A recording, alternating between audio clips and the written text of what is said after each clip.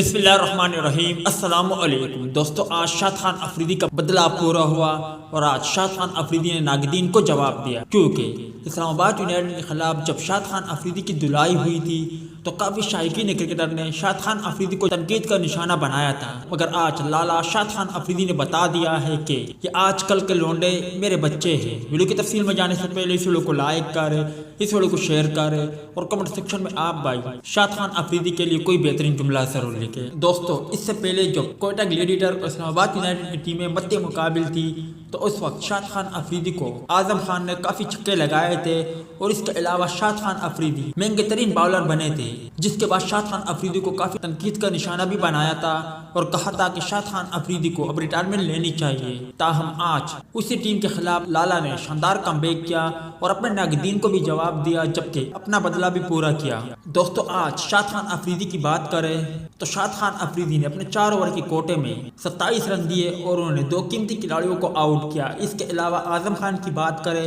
तो उन्होंने आज आजम खान को रन आउट किया और वो बगैर कोई स्कोर बनाए आउट हुई। शाद खान अफरीदी ने बदला रन आउट की सूरत में आजम खान से लिया। ताहम बाद में फहीम अशरफ ने जारहाना बल्लेबाजी का मुजाहरा किया और इस्लामाबाद यूनाइटेड के स्कोर को 199 तक पहुंचाया, जिसके जवाब में कोयटा के बल्लेबाज भी अच्छी बल्लेबाजी कर रहे थे। खास तौर पर जसन रॉय के आउट होने के बाद अहसान अली भी आउट हो गए और इसके बाद दीगर बल्लेबाजों ने कुछ मुजाहमत की और अपनी टीम को फतह से हमकनार किया।